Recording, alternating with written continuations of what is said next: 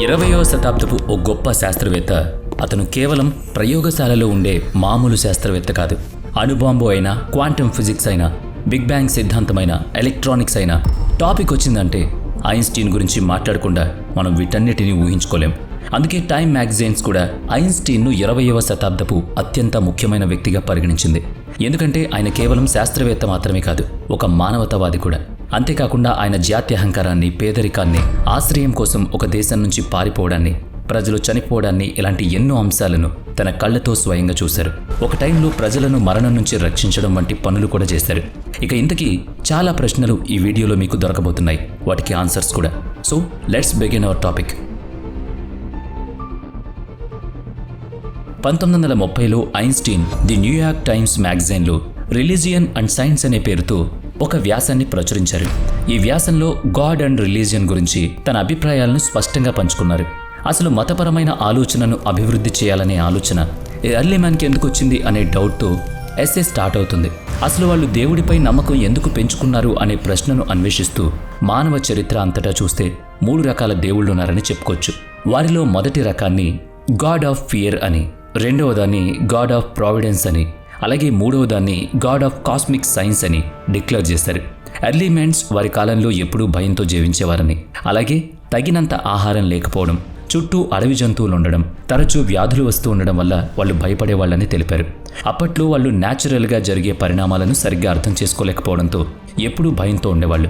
అందువల్ల వాళ్ళు తమలాగే ఉన్న ఒక దేవతను ఊహించుకున్నారు. కాకపోతే ఆ దేవత మరింత శక్తి కలిగింది. ఈ ఊహాత్మక దేవతను శాంతింపజేయడానికే ఆచారాలు మరియు ఆరాధనలు మొదలయ్యాయి. ఇక తర్వాత నెమ్మదిగా సమాజం వృద్ధి చెందుతూ, మానవత్వం పురోగతి సాధిస్తూ, ప్రజలు క్రమంగా న్యాచురల్గా జరిగే పరిణామాలను అర్థం చేసుకోవడం మొదలుపెట్టారు. తరువాత సూర్య చంద్ర గ్రహణాలు ఎందుకొస్తాయో, వాటి వల్ల కలిగే బాధలను నివారించడానికి చలికాలానికి ఎలా సిద్ధం కావాలో, ఎండాకాలానికి ఎలా సిద్ధం కావాలో కూడా అర్థం చేసుకున్నారు. ప్రజలు ప్రణాళికలు వేయడం, వాటికి తగినట్టుగా నడుచుకోవడం మొదలుపెట్టారు. ఇక అయితే ఈ భయం తగ్గిన తర్వాత కూడా మతం అనే భావన మాత్రం పోలేదు. మతం యొక్క దృష్టికోణం మాత్రం మారింది. భయంపై ఉన్న దృష్టి నుంచి సామాజిక సామరస్యంపై దృష్టి మారింది. మనుషులు పెద్ద సమాజాల్లో నివసించడం మొదలుపెట్టారు. వాళ్ళంతా ఒకరికొకరు సహకరించుకున్నారు. వారి పిల్లలను ప్రతి అడుగులోనూ ముందుండి నడిపించారు. కానీ వారు ఎల్లప్పుడూ తమ చుట్టే ఉండేలా చేసుకున్నారు. ఇక వారిని ప్రేమించి సరైన మార్గంలో నడిపించే దేవుడు ఒకడు ఉండాలని కోరుకున్నారు. ఈ దేవుడు తల్లిదండ్రుల స్థానంలో ఉండేవాడు. వాళ్ళని ప్రేమించి రక్షిస్తాడు. అవసరమైతే వాళ్ళని సరైన మార్గంలో ఉంచడానికి వాళ్ళని శిక్షిస్తాడు కూడా. ఐన్స్టీన్ ఈ దేవుణ్ణే గాడ్ ఆఫ్ ప్రావిడెన్స్ అని అన్నారు. ఆయన గాడ్ ఆఫ్ ఫియర్ మరియు గాడ్ ఆఫ్ ప్రావిడెన్స్, ఈ ఇద్దరు దేవుళ్ళు ఆలోచన యొక్క మానవ రూప ప్రాతినిధ్యాలుగా వర్గీకరించాడు. మరో మాటలో చెప్పాలంటే ఈ 2 రకాల దేవుళ్ళు మానవ రూపాలు. వాళ్ళు మానవ లక్షణాలు, ప్రేమ, న్యాయం, దయ మరియు అసూయ వంటి మానవ భావోద్వేగాలను కలిగి ఉన్నట్లు ఊహించబడ్డాయి.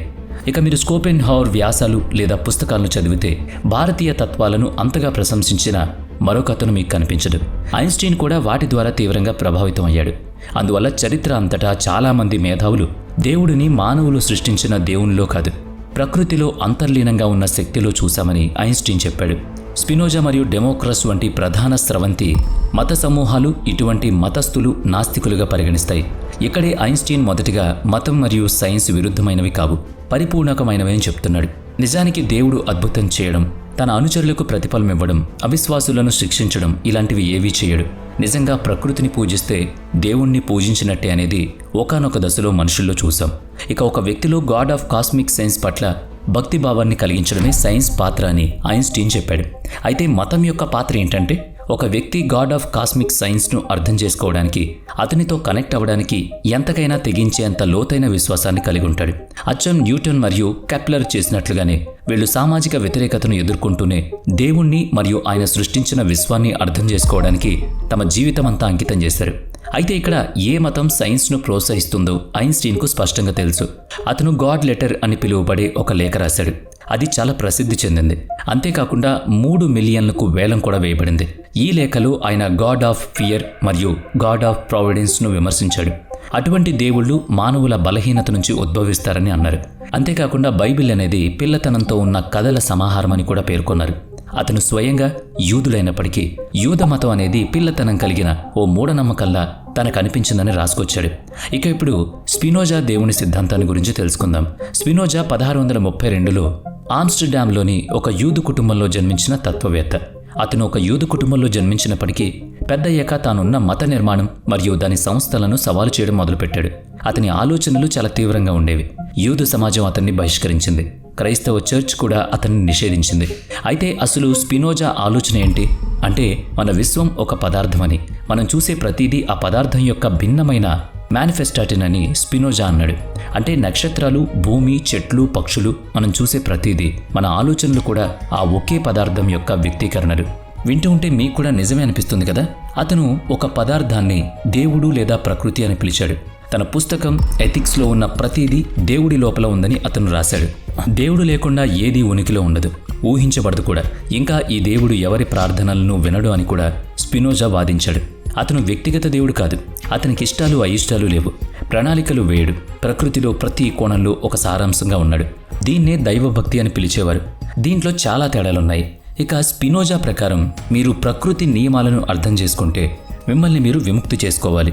ఇది మానవత్వం యొక్క లక్ష్యం అయి ఉండాలి.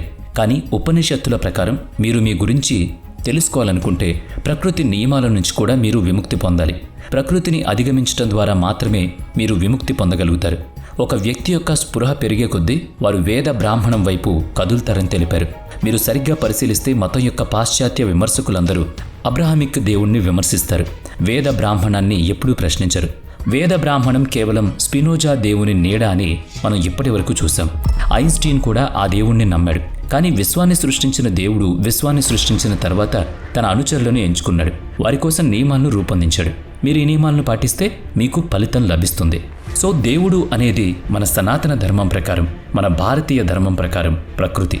అందుకే మనం చెట్టు, పుట్ట, నీడ ప్రతి దాన్ని మనం పూజిస్తూ ఉంటాం. ఎందుకంటే ప్రకృతి లేనిదే, ఈ పంచభూతాలు లేనిదే మన ఉసురు ఉండదు కాబట్టి. మరి దీనిపై మీ కామెంట్ ఏంటి? వీడియో నచ్చితే లైక్ చేయండి, షేర్ చేయండి. ఇప్పటి వరకు మన ఛానల్ని సబ్స్క్రైబ్ చేయనట్లయితే ఇప్పుడే సబ్స్క్రైబ్ చేసుకుని పక్కనే ఉన్న బెల్ ఐకాన్పై క్లిక్ చేయండి. నెక్స్ట్ వీడియోలో మళ్ళీ కలుద్దాం. Thanks for watching.